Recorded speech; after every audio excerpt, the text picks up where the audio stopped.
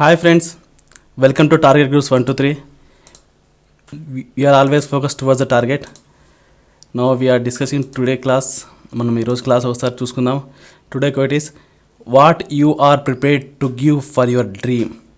What are you prepared to give for your dream. If it is not everything stop pipe dreaming. అంటే first line ఏం చెప్తున్నా అంటే what are you prepared to give for your dream. నీ dream కోసం నువ్వు ఏం prepare చేసావు. If it is not everything అది నీకు ప్రతి ఒక్కటి అంటే ప్రతిదీ నీలో ప్రతి కణం అది లేకపోతే నువ్వు డ్రీమ్ చేయడం మానేయి ఫస్ట్ ఆఫ్ ఆల్. అంటే నీ డ్రీమ్ సాధించడం కోసం నువ్వు ఏ విధంగా ప్రిపేర్ అవ్వాలి, ప్రతి అవయవం దానికోసం పనిచేసేటట్టు ఉండాలన్నమాట. అలా చేయనట్లయితే నువ్వు ఆ డ్రీమ్ ఇలా కొట్టాలి ఇలా ఉండాలి అని కూడా నువ్వు ఇంకా స్టాప్ చేసి పడే, ఎలా ఉన్నావు అలాగే బతికేసాయి. ఏదైనా సాధించాలనుకున్నప్పుడు దానికి ఒక రోడ్ వేసుకోవాలి, దానికి ఒక ప్లాన్ వేసుకోవాలి, దానికోసం ప్రతిదీ ఆలోచిస్తుండాలి. అప్పుడు నీ డ్రీమ్ నువ్వు సాధించగలవు. దానికోసం ఏం చేయలేదంటే నువ్వు ఆ డ్రీమ్గానే మిగిలిపోతుంది. సో అప్పుడు నువ్వు ఆ డ్రీమ్ని ఆలోచించడం ఇలా ఉండాలి అనుకోవడం మానేసే. ఇంకా ఓకే, ఒక ప్లాన్ వేసుకొని డైలీ ఒక షెడ్యూల్ వేసుకొని మీరు చదువుకుంటూ వెళ్ళండి. షెడ్యూల్ వేసుకుంటే మనకు ఖచ్చితంగా 3-4 మంత్స్లో ప్రతిదీ అయిపోతుంది. సో బీ ప్రిపేర్డ్గా ఉండదు, నోటిఫికేషన్ ఎప్పుడైనా రావచ్చు. సో మన బేసిక్స్ ఏంటో మీకు తెలుసు. మన ఆంబులం పూర్ణ ఘట్టము, మన మోటో సత్యమేవ జయతే మనం ముండక ఉపనిషత్తుని తీసుకున్నాము. మన యాంథమ్ మా తెలుగు తల్లికి శంకరంబాడి సుందరాచారి 1942లో రాశారు. మనకు తెలుసు ఆంధ్రప్రదేశ్ టచ్ అయ్యే స్టేట్స్ ఏమో ఒడిశా, తెలంగాణ, కర్ణాటక, తమిళనాడు. ఇక బేసిక్స్లో వెళ్తే మన dance Kuchipudi, mammal blackbuck, bird parrot, fish mudfish, flower jasmine, fruit mango, tree neem tree, sport kabaddi sport. ఇదన్నీ డైలీ ఎందుకు చెప్తున్నా అంటే గుర్తుండాలి. ఆ రివిజన్ చేస్తుంటేనే గుర్తుంటాయి, లేకపోతే గుర్తుండవు. మనది బ్యాక్ కెమెరాలు అనమాట. మొత్తం 170 సీట్లు ఉన్నాయి మనకు అసెంబ్లీలో. మన కౌన్సిల్ 58 సీట్లు ఉన్నాయి. మనకు రాజ్యసభలో 11 సీట్లు ఉన్నాయి. లోక్సభ 25 సీట్లు ఉన్నాయి. అలాగే మన హైకోర్టు 25వ హైకోర్టు. ఇక్కడ ఒక లాజిక్ గుర్తుపెట్టుకోవచ్చు. మన హైకోర్టు 25వ హైకోర్టు, మనకు లోక్సభలో 20 సీట్లు ఉన్నాయి. So 25 2 CM. మనం ఏరియా పరంగా 7వ స్థానంలో ఉన్నాం. అదే ఓన్లీ స్టేట్స్ ఎంచుకుంటే మనం 7వ స్థానంలో ఉన్నాం. అదే స్టేట్స్ ప్లస్ యూటీ అంటే యూనియన్ టెరిటరీస్ 2 కలుపుకుంటే మనం 8వ స్థానంలో ఉంటాము. మనం పాపులేషన్ పరంగా 10వ స్థానంలో ఉన్నాం. మన జనాభా సాంద్రత 308 మంది. టుడే టాపిక్ ఇస్ మోడర్న్ హిస్టరీలో మనం ఈరోజు సోషియో రిలీజియస్ రీఫార్మ్ మూమెంట్స్ చదువుతున్నాము. అనగా సామాజిక మత సంస్కరణ ఉద్యమాల మీద మనం ఎంసీక్యూ ఈరోజు ప్రాక్టీస్ చేస్తున్నాం. ఇంకా చదవని వాళ్ళు ఉంటే ఈ వీడియో వినైనా సరే మీరు ఆ చాప్టర్ చదవండి, లేకపోతే చదివినా సరే ఈ వీడియో చూడండి, మీకు బాగా ఉపయోగపడుతుంది. ఎందుకంటే మీకు ఎలా అడుగుతాడో ఎగ్జామ్లో అనేది మనకి ఈ వీడియోలో మనకు అర్థమవుతుంది అనమాట. ఇది మనకు పార్ట్ 2. నేను ఆల్రెడీ ఒక వీడియో వచ్చేసింది మనకు. సో నెక్స్ట్ ఫస్ట్ క్వశ్చన్ నేను నిన్న కొన్ని క్వశ్చన్స్ అడిగాను, 3 క్వశ్చన్స్ అడిగాను, నెక్స్ట్ వీడియో చెప్తానని. సో ఒకసారి మనం ఈ ఆప్షన్స్ చూసుకుంటే consider the following statements, mark the option which is correct. ఈ కింద వాటిలో ఏది కరెక్టో అది కనుక్కోండి అంటున్నారు. Ramakrishna Paramahamsan use to say all different religions views are but different ways leading to the same goal. మనం అసలు తెలుగులో చదువుకుంటే రామకృష్ణ పరమహంస అన్ని వేరువేరు మతాలు ఒకే లక్ష్యానికి దారి తీసే వివిధ మార్గాలు అని చెప్పారనమాట. అన్ని వేరువేరు మతాలు కానీ ఒకే లక్ష్యానికి దారి తీయడానికి మార్గాలు వేరువేరుగా వివిధ మార్గాలు అంటున్నారు అనమాట. సో స్వామి సెకండ్ ఆప్షన్ తీసుకుంటే స్వామి Dayananda Saraswati garu establish the Vedanta college in 1825. Swami Dayananda Saraswati garu 1825లో వేదాంత కళాశాలను స్థాపించారు. Third option Rajaram Mohan Roy the first philosophical work Tuhfatul Muwahhidin. ఈయన యొక్క తుహబతుల్ మువాహిద్దీన్ అనేది రాజారామ్ మోహన్ రాయ్ యొక్క తాత్విక రచన. ఈ 3 ఆప్షన్స్లో ఏది కరెక్ట్ మనం తెలుసుకుంటే చాలు. నేను ఎవరైనా సెర్చ్ చేసింటే దీని గురించి ఆప్షన్స్ కరెక్ట్ ఆన్సర్ తెలియజేయండి. అండ్ ఈరోజు మనం ఆన్సర్లోకి వెళ్తే కరెక్ట్ ఆన్సర్ ఇస్ ఏ. ఎందుకు నేను తెలియజేస్తాను. 3 మాత్రం కరెక్ట్ అంటున్నారు. సో ఎందుకంటే వేదాంత కాలేజ్ స్వామి దయానంద గారు స్థాపించలేదు. వేదాంత కాలేజ్ అనేది రాజారామ్ మోహన్ రాయ్ గారు 1825లో స్థాపిస్తారు.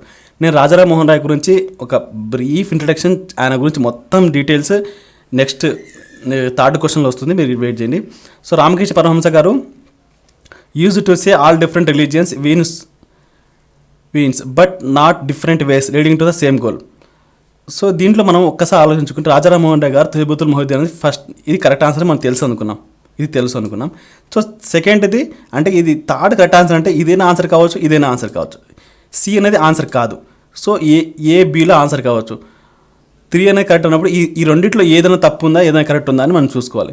మనకు తెలిసిపోయింది వేదాంత కాలేజ్ రాజారాం మోహన్ రాయ్ గారు 1820లో స్టార్ట్ చేశారు. అంటే రెండోది కూడా తప్పు, అంటే 2 ఇక్కడ ఉంది, ఇది కూడా తప్పు. సో ఏ మాత్రమే కరెక్ట్. అలా మనం ఎలిమినేషన్ ప్రాసెసర్ వెళ్ళాలి. రామకృష్ణ పరమహంస గారు ఇలా అనలేదనమాట. సో ఏ 1 కూడా కరెక్ట్, తప్పే అనమాట. సో నెక్స్ట్ క్వశ్చన్లో వెళ్ళిపోతే మనం consider the following statement and mark the options which is correct. Swami Dayananda slogan back to Vedas was call for revival of Vedic learning and Vedic purity of religion, not revival of Vedic times. Swami Dayananda Saraswati garu back to Vedas అనే నినాదం వేద అభ్యాసం యొక్క పునరుజ్జీవం మరియు మతం యొక్క వేద స్వచ్ఛత కొరకు పిలుపు మరియు వేద కాలాల పునర్జీవం కాదు. అంటే ఆ కాలం నాటి ఆ మతం ఏ విధంగా ఉన్నదో దానికి ఒక పునరుజ్జీవం ఇస్తున్నారు అనమాట. ఆ విధంగా తీసుకురావడానికి బ్యాక్ టు వేదాస్ అనే ఒక నినాదం తీసుకున్నారు ఆయన. సెకండ్ ఆప్షన్ అనేది Rajaram Mohan Roy was the initiator of the public agitations on political questions in the country. దేశంలోని రాజకీయ ప్రశ్నలపై ప్రజా ఆందోళనలకు రాజారాం మోహన్ రాయ్ ప్రారంభించారు. దేశంలోని రాజకీయ ప్రశ్నలపై ప్రజా ఆందోళనకు రాజారాం మోహన్ రాయ్ ఆందోళన చేసే పద్ధతి ఈయన స్టార్ట్ చేశారనమాట. Swami Vivekananda emphasized on the need for healthy balance between the spiritualism and materialism. స్వామి వివేకానంద ఆధ్యాత్మికత మరియు భౌతికవాదం మధ్య ఆరోగ్యకరమైన మరియు సమతుల్యత అవసరమని నొక్కి చెప్పారనమాట. సో ఏది సరైనది, ఏది కరెక్ట్ అని అడిగారు. So 1, 2 only correct, 2 only correct, all of the above, none of the above. So correct answer మీరు తెలిసిన వాళ్ళు ఆప్షన్ చేయండి. నెక్స్ట్ ఎక్స్ప్లెనేషన్లో వెళ్తాను. Answer is C correct answer. So మనం ఒకసారి ఎందుకు ఎక్స్ప్లెయిన్ చూసుకుందాం. సి అంటే all of the above. Swami Dayananda Saraswati back to వేదాసే అని చెప్పారు. మీరు ఒకసారి ఇక్కడే చెప్తాను. ఆర్య సమాజ్ స్థాపించింది ఎవరంటే మూలశంకర అంటారు. ఈయన ఒక గుజరాత్ బ్రాహ్మణుడు. ఆయన ఎవరంటే ఆయనే దయానంద సరస్వతి గారు. ఆయనకి ఇంకో పేరు, ఆయన యొక్క అసలు పేరు మూలశంకర అనమాట. 1875లో బాంబేలో స్థాపించారు ఆర్య సమాజ్ని. దీని యొక్క లక్ష్యాలు ఏంటంటే కుల వ్యవస్థ నిర్మూలించి 4 ప్రాచీన వర్ణాలుగా మార్చడం. ప్రాచీన వర్ణాలుగా మార్చడం. అస్పృశ్యత మూఢనమ్మకాలను రూపుమాపటం. ఇతని నినాదం గో బ్యాక్ టు వేదాస్. ప్రతి వ్యక్తి ఎస్ఎస్ అంటే త్రిబుల్ ఎస్ని పాటించాలి. ఇది స్వధర్మ, స్వభాష, స్వరాజ్ అంటే పరాయి పాలన నుండి అంగీకరించకూడదు అనేది త్రిబుల్ ఎస్ అన్నమాట. స్వధర్మ, స్వభాష, స్వరాజ్. ఇక మనం చూసుకుంటే ఆలాద్యం ఆప్షన్ ఇస్తున్నాం కాబట్టి రాజారాం మోహన్ రాయ్ ఎందుకు ఆప్షన్ ఇస్తున్నా అంటే సతీ చట్టంని తీసుకొచ్చారు రాజారాం మోహన్ రాయ్. ఆయనే మొట్టమొదటిసారి సతీ మీద పోరాడి ఒక బ్రిటిష్ వాళ్ళతో ఒక సతీ చట్టం తీసుకొచ్చారు అనమాట. సో అందుకోసమే ఆయన ఒక పొలిటికల్ క్వశ్చన్స్ ఒక పబ్లిక్ అగిటేషన్స్ అండ్ పొలిటికల్ క్వశ్చన్స్ అని చెప్పొచ్చు అనమాట. అది తీసుకుని మనం. సో మనకు తెలుసు వివేకానంద గారు ఒక స్పిరిచువలిస్టిక్, ఆయన ధ్యానం గురించి ఆయన ఒక ఆశ్రమం హైదరాబాద్లో కూడా మన అశోక్ నగర్లో కూడా ఉంది. మీకు తెలిసే ఉంటుంది ఇంకా స్వామి వివేకానంద గురించి. So C is correct answer. ఇక ఈ క్వశ్చన్ కూడా నిన్నదే అడిగింది నేను. ఏంటంటే which of the following is not correctly match. ఈ కింది వాటిలో ఏది సరిగ్గా సరిపోలలేదు. Brahmo Samaj reformist movement, Prarthana Samaj reformist movement, Aligarh movement ఇది కూడా రిఫార్మిస్ట్ మూమెంట్, ఆర్య సమాజ్ ఇది కూడా రిఫార్మిస్ట్ మూమెంట్ అని అన్నాడు అనమాట. సో ఏది రిఫార్మిస్ట్ మూమెంట్ కాదు అంటే వాడు డైరెక్ట్ క్వశ్చన్లో పైన అడగచ్చు, కింది వాటిలో ఏది రిఫార్మిస్ట్ మూమెంట్ కాదు అని అడగచ్చు. కానీ అలా అడగకుండా ఏం చెప్పాడు, నాట్ కరెక్ట్లీ మ్యాచ్డ్ అని చెప్పాడు. అంటే మనకు క్వశ్చన్ చూసిన అరే ఇంత పెద్దగా ఉంది అనే ఫీలింగ్ తీసుకొచ్చేట్టు చేశాను అనమాట. సో ఒక్కసారిగా మనం క్వశ్చన్ చదివి ఆప్షన్ చదివితే మనకు ఎంత మాట చేయగలుగుతాం అనేది మనకు అర్థమవుతుంది అనమాట. సో ఒక్కసారి మనం చూసుకుంటే ఎక్స్ప్రెషన్లో మనం ఒకసారి వెళ్తే అసలు రిఫార్మిస్ట్కి రివైవలిస్ట్కి 2 రకాలు ఉంటాయి. అదేంటే basically there were 2 kinds of reform movements in the 19th century. సాధారణంగా భారతదేశంలో 19వ శతాబ్దంలో 2 రకాల సంస్కరణ ఉద్యమాలు జరిగాయి అనమాట. 2 రకాల సంస్కరణలు. ఒకటి సంస్కరణవాది, 2 పునర్జీవం. సంస్కరణవాది అంటే ఈ ఉద్యమాల ఆధునిక యుగం యొక్క సమయం మరియు శాస్త్రీయ నిగ్రహంతో స్పందించాయి. ఈ ఉద్యమాలు ఆధునిక యుగంలో అంటే సంస్కరణవాది. పాత పద్ధతి ఒకటి ఉంటాయి, అరే ఆ పద్ధతి ఇంకా ఇప్పుడు పనికి రాదు, కొత్త పద్ధతి తీసుకోవాలి అనేదే సంస్కరణం. అదే పునరుజ్జీవం అంటే పాతదానికే మళ్ళీ మనం వెనక్కి వెళ్ళడం. సో దాన్నే పునరుజ్జీవం అంటారు. ఈ ఉద్యమాలు ప్రాచీన భారతీయ సాంప్రదాయాలను మరియు ఆలోచనలను పునరుద్ధరించడం ప్రారంభించాయి మరియు పాశ్చాత్య ఆలోచన భారతీయ సంస్కృతిని మరియు నీతిని నాశనం చేసిందని నమ్మారు వీళ్ళు.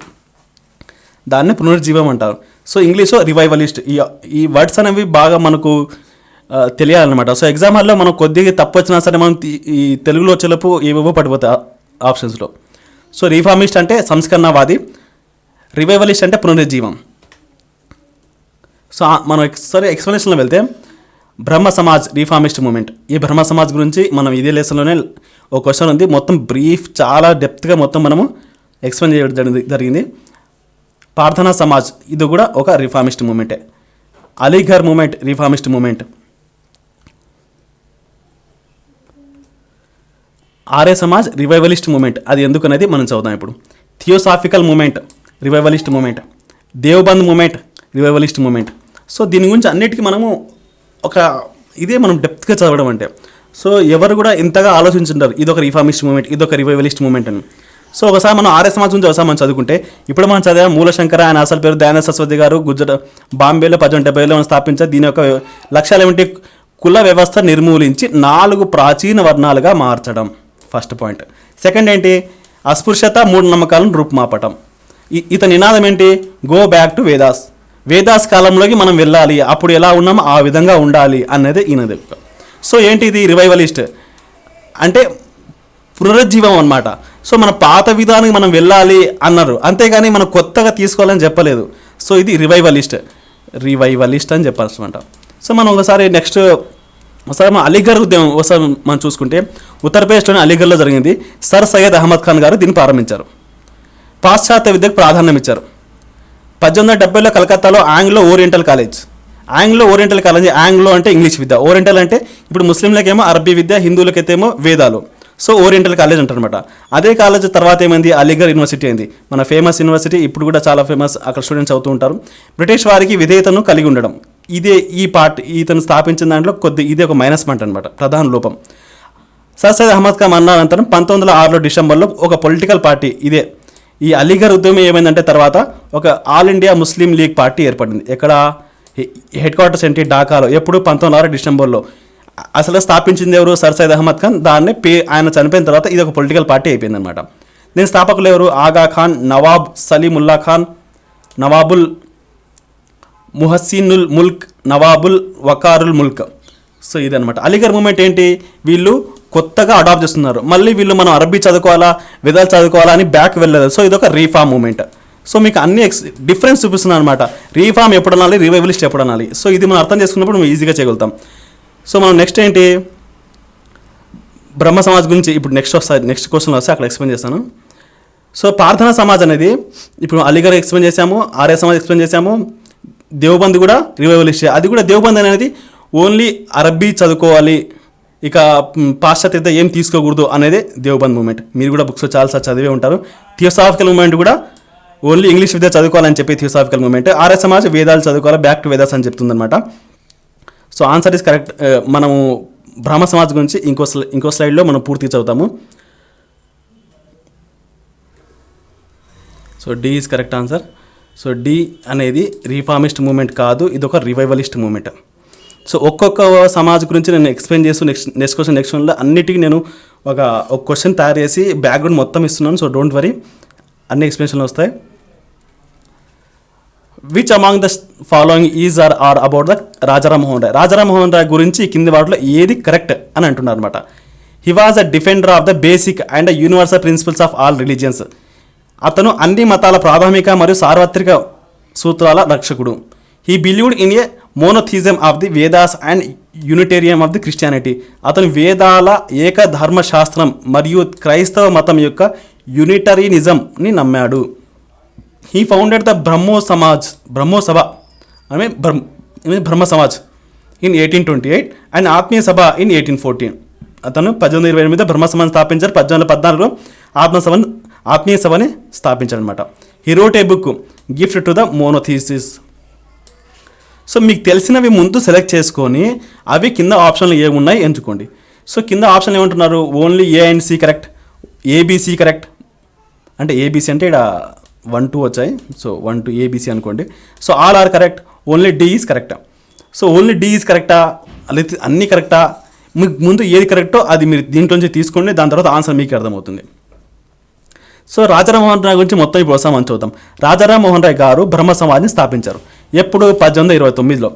ఈస్ట్ ఇండియా కంపెనీ యందు ఈయన క్లర్క్గా పనిచేస్తారు అనమాట. ఈస్ట్ ఇండియా కంపెనీలో ఒక క్లర్క్గా పనిచేసి ఇతను ఒక సంస్కరణ ఉద్యమ పితామహుడు అని కూడా అంటారనమాట. ఇతనికి బిరుదేంటి? సంస్కరణ ఉద్యమ పితామహుడు. సో సంస్కరణ ఉద్యమ పితామహుడు ఎవరు అనే క్వశ్చన్ అడిగితే రాజారాం మోహన్ రాయ్ అని చెప్పాలి. ఆత్మీయ సభ 1815లో స్థాపించారు. ధర్మసభ అంటే అదే బ్రహ్మ సమాజ్ 1820, ధర్మసభ ఏమో 1828లో, బ్రహ్మ సమాజ్ ఏమో 1829లో. ఓకే, 1829లోనే ఇతని కృషి వల్ల సతీ నిషేధ చట్టం ఇతని కృషి వల్ల వచ్చింది. ఇది కూడా ఒక మంచి బిట్. ఇవన్నీ చాలాసార్లు అడిగాడు, నేను అందుకోసమే ఒక క్వశ్చన్తో మీకు బ్యాక్గ్రౌండ్ మొత్తం ఎక్స్ప్లెయిన్ చేస్తున్నాను. సో ప్రతి పాయింట్ గుర్తుపెట్టుకోవాలా, ప్రతి పాయింట్ మనకి చాలా చాలా ఇంపార్టెంట్. సతీ నిషేధ చట్టం ఎవరు తీసుకొచ్చారంటే ఎవరి కృషి వల్ల వచ్చిందో రాజారాం మోహన్ రాయ్. అదే సంస్కృత పితామహుడు ఎవరంటే రాజారాం మోహన్ రాయ్. ఆత్మీయ సభ ఎవరు స్థాపించారు, ఎప్పుడు స్థాపించారన్నా సరే రాజారాం మోహన్ రాయ్ పేరే చెప్పాలి. ధర్మసభ, బ్రహ్మ సమాజ్ అన్ని. విగ్రహారాధన, బహుదేవారాధనను ఖండించాడు ఇతను. విగ్రహారాధన, బహుదేవారాధన ఖండించాడు. మానవాళికంతా ఒకే దైవం అని చెప్పాడు ఇతను. 1829లో ఇంగ్లాండ్కు వెళ్ళి 1833లో బ్రిస్టల్ అనే నగరంలో మరణించాడు. అసలు ఇంగ్లాండ్ అంటే అక్బర్ II అనే రాజు తన పెన్షన్ పెంచమని ఇంగ్లాండ్కి పంపిస్తారు. ఎవరిని? రాజారాం మోహన్ రాయ్. కానీ రాజారాం మోహన్ రాయ్ అక్కడికి వెళ్ళి అక్కడే చనిపోతాడు. అతని సమాధి కూడా అక్కడే ఉందన్నమాట. ఇక్కడ బ్రిస్టల్ నగరంలో, ఇంగ్లాండ్లో ఉందన్నమాట 1829లో. అక్బర్ II గురించి నేను ఇంకొకటి చెప్తాను చూడండి. బ్రిటిష్ వారి దగ్గర మొట్టమొదటిసారిగా ఒక పెన్షనర్గా మారిన మొఘల్ రాజు ఎవరు అంటే అక్బర్ II అనే చెప్పాలి. నౌకాయానం చేసిన తొలి బ్రాహ్మణుడు. యాక్చువల్గా అప్పట్లో రూల్ ఉండేదన్నమాట, బ్రాహ్మణులు నౌకాయానం చేయకూడదు, నీళ్ళపై పోకూడదని. సో నౌకాయానం చేసిన తొలి బ్రాహ్మణుడు అనే ఎవరంటే మన రాజారాం మోహన్ రాయ్ గారు అని చెప్పాలన్నమాట. అతని పత్రికలు సంవాద కౌముది 1821లో వచ్చింది. బెంగాలీ వారపత్రిక అంటే వారానికి ఒకసారి. భారతీయుడు ప్రారంభించిన తొలి పత్రిక ఏది అంటే బెంగాలీ వారపత్రిక. బెంగాల్ గెజిట్ 1780లో ఇంగ్లీష్ పత్రిక ఇది. స్థాపకుడు జేమ్స్ అగస్టన్ హీకే. ఇండియాలో ఫస్ట్ ఇంగ్లీష్ పత్రిక వారపత్రిక ఎవరు స్టార్ట్ చేశారంటే జేమ్స్ అగస్టన్ హీకే. బెంగాల్ గెజిట్ అనేది రాజారాం మోహన్ రాయ్ స్టార్ట్ చేయలేదు. ఈ బెంగాల్ వారపత్రిక బెంగాల్ గెజిట్ అది. 1835లో తెలుగులో మొదటి పత్రిక. ఈ 1830లో తెలుగులో వచ్చిన మొదటి పత్రిక ఏది అంటే ఇది బళ్ళారి క్రైస్తవ సంఘం నడిపిందనమాట. మద్రాసులో ముద్రించబడింది ఇది. 1822లో మిరాతుల్ అక్బర్ అనేది ఒక పర్షియన్ భాషలో రాయి ప్రారంభించాడు. బంగదూగా అనేక భాషల్లో వచ్చిందనమాట. బంగదూగా అనేది చాలా భాషల్లో వచ్చింది. ఇంకా రాయి గారి సాహిత్యం అంటే బుక్స్, ఆయన రాసిన బుక్స్.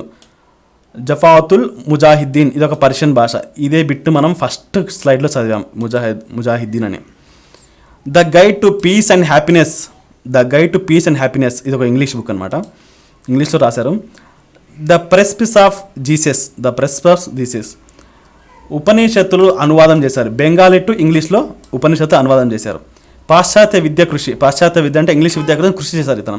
అనగానే ఏ నమ్మేవాడంటే ఇప్పుడున్న విద్య దేనికి పనికి రాదు, మనం మోడర్న్గా మారాలి అని ఆయన ఎప్పుడు ఆశపడేవాడు. అందుకోసం ఆయన ఇంగ్లీష్లో కానీ హిందీలో కానీ బుక్స్ రాసేవాడు. అండ్ ఇంగ్లీష్ కోసం విద్య స్థాపించడానికి ఎన్నో ఆయన కృషి చేశాడు. 1825లో వేదాంత కళాశాల స్థాపించాను కలకత్తాలో. మనం స్టార్టింగ్లో క్వశ్చన్ వచ్చింది మనకు, వేదాంత కళాశాల మనం దయానంద సరస్వతి గారు స్థాపించాలని. బట్ దయానంద సరస్వతి గారు స్థాపించలేదు, స్థాపించిందేమో రాజారాం మోహన్ రాయ్ గారు స్థాపించారు 1825. 1817లో హిందూ కాలేజ్ డేవిడ్ హియర్ సహకారంతో డఫ్ కాలేజ్ అలెగ్జాండర్ డఫ్ సహకారం చేశారనమాట. 1817లో హిందూ కాలేజ్ స్థాపించారు. ఎవరి సహకారంతో? డేవిడ్ హియర్ సహకారంతో రాయ్ స్థాపించారు. డఫ్ కాలేజ్ అలెగ్జాండర్ డఫ్ స్థాపించారు. రాజారాం మోహన్ రాయ్ తర్వాత 1866లో బ్రహ్మ సమాజ్ రెండుగా చీలిక. రాజారాం మోహన్ రాయ్ తర్వాత 1866లో బ్రహ్మ సమాజ్ రెండుగా చీలిపోయింది.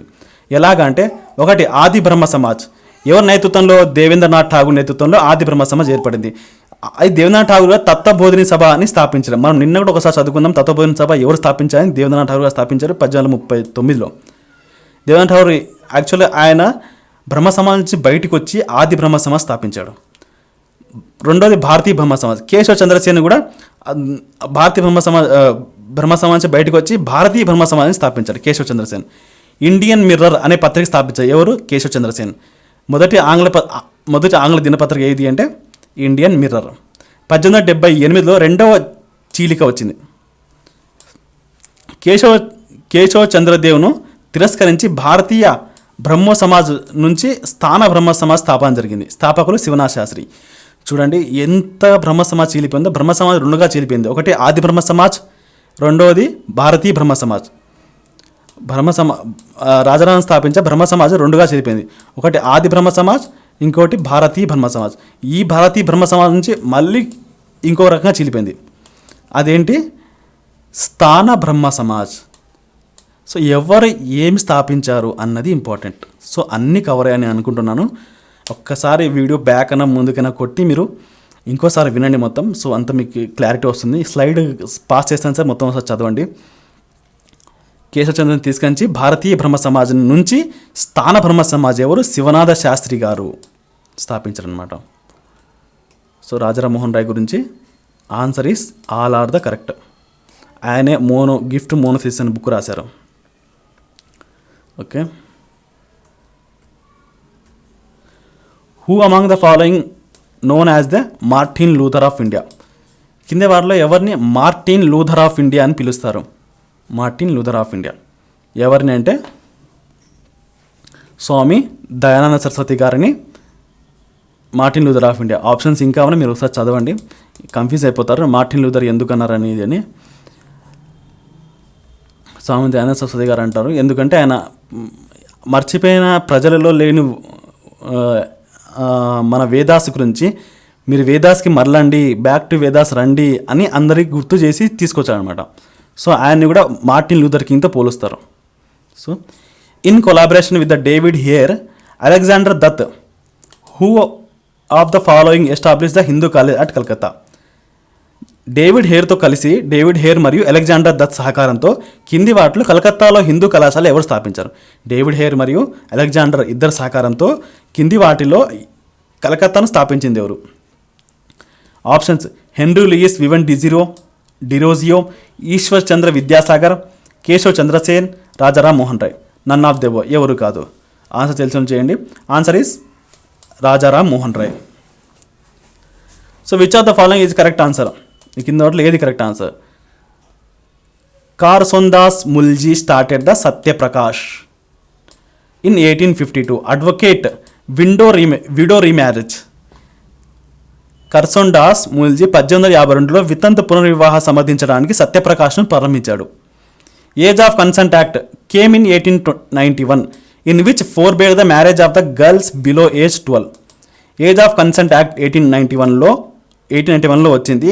ఇది 18 ఏళ్లలోపు అమ్మాయిల వివాహం నిషేధించింది. 18 లోపు ఎవరైనా అమ్మాయిలు ఉంటారో వాళ్ళందరికీ పెళ్లి నిషేధించింది అనమాట. సో ఈ చట్టం అనమాట. సో థర్డ్ ఏంటంటే సి ఏంటంటే option Sharada act and the child marriage restrictive act further increase the marriageable age of both girls and boys and girls. Sharada చట్టం మరియు బాల వివాహ నియంత్రణ చట్టం బాలుర మరియు బాలికల వివాహ వయసును మరింత పెంచింది. ఈ చట్టాలు వచ్చి మళ్ళీ ఈ వయసును ఇంకా పెంచింది. Bethune college was a fruit of the powerful women's educational movement. Bethune పాఠశాల అనేది శక్తివంతమైన మహిళా విద్యను ఉద్యమంగా ఒక ఫలం అనమాట అది. సో అక్కడ నుంచే ఆ పాఠశాల నుంచి మహిళలు చదువుకొని బయటకు వచ్చేవాళ్ళు అనమాట.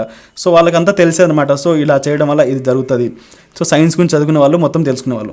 సో ఈ కింది వాటిలో ఏది తప్పు? Only A and C correct, ABC correct, all are correct, only B is correct. So తెలిసిన వాళ్ళు ఆన్సర్ కరెక్ట్ చేయండి. ఆన్సర్ ఈస్ అన్నీ సరైనవే. సో మనం ఒకసారి 3 కరెక్ట్ ఆన్సర్ అనుకుంటే, ఎందుకు ఈ క్వశ్చన్ ఇక్కడ వేసానంటే మొన్ననే అమ్మాయిల యొక్క వివాహ వయసు పెంచాలని చెప్పారు. సో ఈ పాత చట్టాన్ని మనం ఒకసారి చూసుకోవాలన్నమాట. హిస్టరీ రిలేటెడ్ ఏమున్నాయి, కరెంట్లో హిస్టరీ రిలేటెడ్ ఏమున్నాయి, కరెంట్లో పాలిటీ రిలేటెడ్ ఏమున్నాయి, ఇవన్నీ మనం చూసుకొని చదువుకుంటూ ముందుకు వెళ్ళాలన్నమాట. శారదా చట్టం వచ్చింది, ఏజ్ ఆఫ్ కన్సెంట్ యాక్ట్ 1891లో వచ్చింది.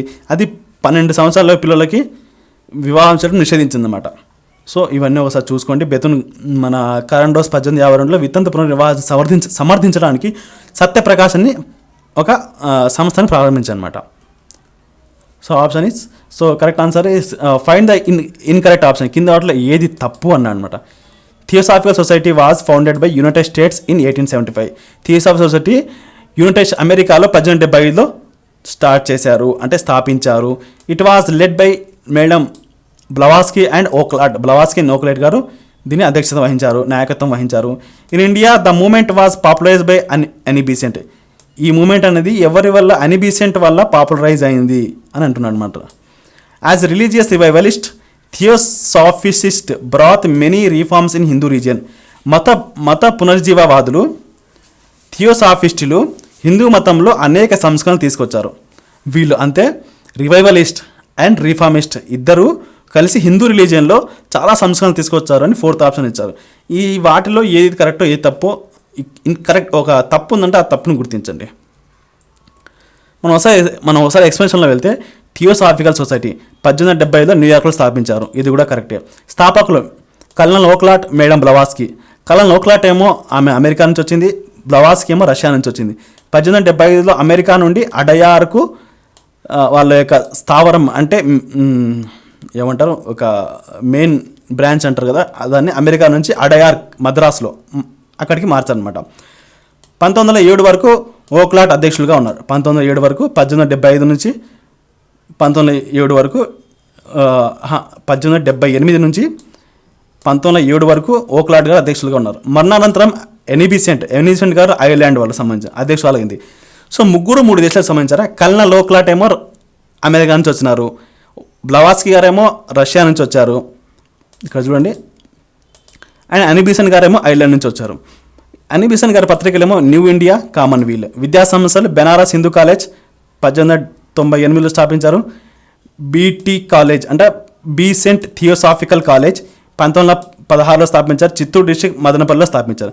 చిత్తూరు డిస్ట్రిక్ట్ మదనపల్లిలో బీసెంట్ థియోసాఫికల్ కాలేజీ 1916లో ఎనిబిసెంట్ గారు స్థాపించారు అనమాట. సో ఒకసారి ఆలోచించండి, మత పునర్జీవవాదులు, థియోసాఫిస్టులు హిందూ మతంలో సంస్కరణ తీసుకొచ్చారు అన్నది తప్పు. ఎక్కడ కూడా ఆ పాయింట్ మనం రివైజ్ చేయలేదన్నమాట. మనం బేసిక్గా ఆలోచించినా సరే మత పునర్జీవాలు ఉన్నంత వరకు థియోసాఫిస్టులు హిందూ మతంలో ఎలా సంస్కరణ తీసుకొచ్చారు. సంస్కరణ అంటే ఏంటి, ఒక కొత్త రీఫార్మ్ తీసుకురావడం అనమాట. సో మత పునర్జీవాలు ఏం చేస్తారు, ఇంకా పాతదానికి పోతారు కానీ కొత్తానికి ఎలా వస్తారు వాళ్ళు. సో 4 ఈజ్ తప్ప answer. Who is the father of Indian renaissance. భారత పునరుజ్జీవానికి ఫాదర్ ఎవరు అనగా father of Indian renaissance. Rajaram Mohan Roy, David Hare, Ishwarchandra Vidyasagar, Rabindranath Tagore. ఎవరు father of Indian renaissance, father of Indian renaissance. అసలు ఈయన ఎవరు అనేది మనం ఒకసారి చూసుకుంటే ఆన్సర్ చూసుకుందాము.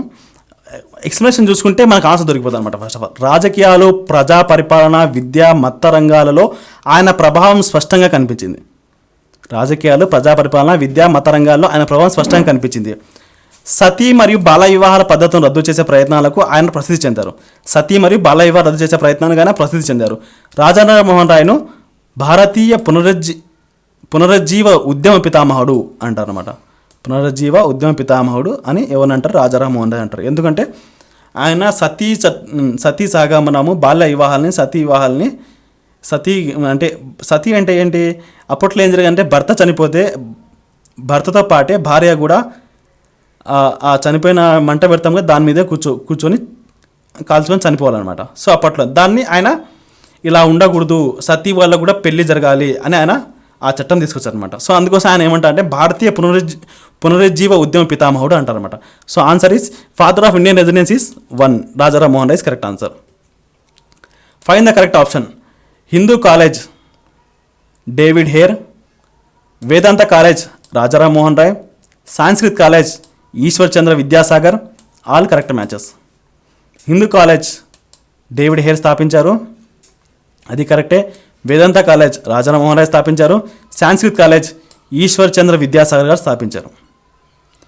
మనం ఈశ్వర్ విద్యాసాగర్ గురించి చాలా చదువుకోవాలి, ఎందుకంటే ఆయన మనకు చాలా ఇంపార్టెంట్. మనం ఒకసారి చూసుకుందాం. వేదాంత కాలేజ్ స్థాపించింది ఎవరు, రాజారాం మోహన్ రాయ్. హిందూ కాలేజ్ ఎవరు స్థాపించారు, డేవిడ్ హేర్. ఎవరి సహకారంతో, రాజారాం మోహన్ రాయ్. రాజారాం మోహన్ రాయ్ గారి సహకారంతో హిందూ కాలేజ్ను డేవిడ్ హేర్ స్థాపించారు. ఓకే. డఫ్ కాలేజ్ను అలెగ్జాండర్ డఫ్ స్థాపించారు. వేదాంత కాలేజు రాజారాం మోహన్ రాయ్ 1825లో స్థాపించారు. ఓకే. ఈశ్వర్ విద్యాసాగర్ నుంచి ఒకసారి చదువుకుంటే వితంత పునర్వివాహ చట్టం రావడానికి కారకుడు ఎవరు అంటే ఈశ్వర్ విద్యాసాగర్. ఇక్కడ 2 బిట్లు చాలా చాలా చాలా చాలా ఇంపార్టెంట్. ఏది అంటే వితంతు పునర్వివాహ చట్టం తీసుకురావడానికి ఎవరు కారకులు అంటే ఈశ్వర్చంద్ర విద్యాసాగర్ గారు. అదే సతీ చట్టం తీసుకురావడానికి ఎవరు కారకులు అంటే రాజారాం మోహన్ రాయ్. అంటే అన్నీ ఇంపార్టెంటే, కానీ ఇది చాలాసార్లు అడిగాడు అనమాట. సో ఇంకా ఏంటంటే ఈయన మహిళల విద్య కోసం 35 సంస్థలు స్థాపించాడు. 1849 కలకత్తాలో బెథునే కళాశాల ఎవరు స్థాపించారంటే ఈశ్వర్ విద్యాసాగర్ అని చెప్పాలి. దేశంలో మొదటి ఉమెన్ కాలేజ్ ఏది అంటే బెథునే కళాశాల అని చెప్పాలి, కలకత్తాలో స్థాపించారు. సో ఫస్ట్ ఉమెన్ గ్రాడ్యుయేట్ ఎవరు అంటే కదాంబిని గంగోలీ అని చెప్పాలి. సో ఇవన్నీ బేసిక్ పెట్టి ఇవన్నీ జీకే కిందికి వస్తాయి. ప్లస్ అవన్నీ ఒక 3 సెంటెన్స్లా పెట్టి కింద ఓన్లీ 1 ఓన్లీ 2 అని పెట్టినా సరే ఒక క్వశ్చన్ అయిపోద్ది. సో ఇలా అన్ని బేసిక్గా చదువుకోండి. సో మ్యాథ్స్ ద ఫాలోయింగ్ వచ్చింది. Dharma Sabha, servants of India society, theosophical society, Radhaswami satsang, Calcutta, Bombay, New York, Agra. ఈ 4టిని ఎవరు ఈ సంస్థలు ఎక్కడ ఉన్నాయి హెడ్ క్వార్టర్స్ అన్నదే క్వశ్చన్ అనమాట. ఒకసారి మనము నిన్నటి స్లైడ్ చూసుకుంటే చాలా ఈ స్లైడ్ మీద స్క్రీన్ షాట్ తీసుకుని చాలా ఇంపార్టెంట్ తీసుకుని ఎప్పటికైనా పనికి వస్తుంది. సో ఫస్ట్ క్వశ్చన్ ఏంటి? ధర్మసభ అన్నారు.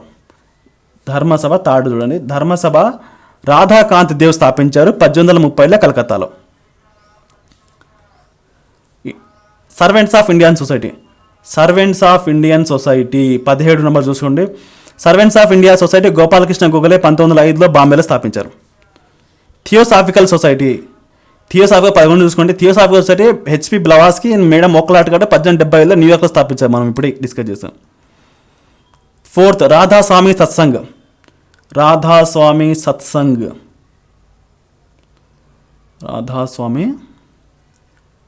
సత్సంగ్ ఎక్కడుంది? సోషల్ సర్వెంట్స్ రామకృష్ణ మిషన్ 7వది రాధాస్వామి సత్సంగ్ తులసిరామ్ గారు స్థాపించారు. ఆయనని శివ్ దయాల్ సాహెబ్ అని కూడా అంటారు. 1861లో స్థాపించారు, ఆగ్రా హెడ్ క్వార్టర్స్. సో మనం Dharmasabha Calcutta. Servants of Indian society Bombay, బీస్. థియోసాఫికల్ సొసైటీ న్యూయార్క్ మనకు తెలుసు ఆల్రెడీ. రాధాస్వామి సత్సంగ్ ఆగ్రా, మిగిలింది ఇదే. So 1A 2B 3C 4D. So answer is B correct answer. So తెలుగులో చెప్పట్లేదని ఎవరు ఏమనుకోవద్దు, తెలుగు అయినా ఇంగ్లీష్ అయినా పదాలు సేమ్గానే ఉంటాయి. ఇంగ్లీష్లో మీరు చదువుకుంటే చాలా ఉపయోగం. రేపొద్దున ఎగ్జామ్ హాల్లో తప్పులు వస్తే తెలుగు మీడియం వాళ్ళకి సఫర్ అవుతారు, కానీ ఇంగ్లీష్ మీడియం వాళ్ళు అస్సలు సఫర్ అవ్వరు. మినిమం నేను తెలుగు కూడా క్వశ్చన్స్ ఫ్రేమ్ చేస్తున్నాను కాబట్టి మీకు ఎటువంటి ఇబ్బంది ఉండదని అనుకుంటున్నాను. సో నెక్స్ట్ క్వశ్చన్ ఒకసారి వెళ్తే, select the correct one chronological order in the given list. కింద ఇచ్చిన లిస్ట్లో ఏది అది వచ్చిన కాలక్రమానుసారం ఎంచుకోండి అన్నారన్నమాట. Ramakrishna mission, Wahabi movement, Akali movement, theosophical movement. ఇవన్నీ ఒక డేట్స్ గుర్తుంటే మనం చేయగలుగుతాం అనమాట. ఒకసారి మనం ఈ లిస్టులోకి వెళ్తే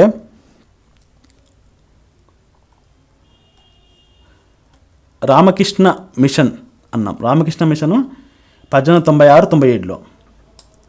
సార్ డేట్ రాసుకుందాం, 1896 అనుకుందాం. Wahabi movement 1820.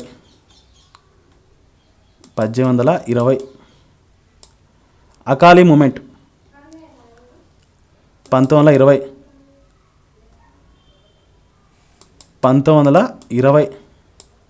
Theosophical Society 1875. So dates ప్రకారం మనం ఒకసారి చూసుకుంటే, నేను అవన్నీ బేసిక్గా ఎక్స్ప్లెయిన్ చేస్తాను, యూ డోంట్ వర్రీ. మీకు 100% ఒక ఆప్షన్స్ ఇచ్చానంటే ఆప్షన్లో 4 ఆప్షన్ల గురించి నేను 360 degrees కవర్ చేస్తాను. ఫస్ట్ మనం క్వశ్చన్స్ గురించి అనాలిసిస్ చేద్దాం. ఫస్ట్ ఏది వచ్చింది? 1820. 2. సెకండ్ ఏంటి? 1875. 4. థర్డ్ ఏంటి? రామకృష్ణ మిషన్. 4th ఏంటి? అకాలీ మూమెంట్ లాస్ట్లో వచ్చింది. సో 2, 4, 1, 3 ఎక్కడ ఉంది? బి ఈజ్ కరెక్ట్ ఆన్సర్ అనమాట. So B correct answer. నేను ఒకసారి రామకృష్ణ మిషన్ ఏంటి, దివ్యజ్ఞాన సమాజం ఏంటి నేను చెప్పాను. నెక్స్ట్ ఇంతకుముందు ఫస్ట్ ఎయిడ్లో చెప్పాను, నెక్స్ట్ స్లైడ్స్ చాలా వస్తాయి, ఇక్కడ మీకు మొత్తం ఎక్స్ప్లెయిన్స్ అని చెప్పాను.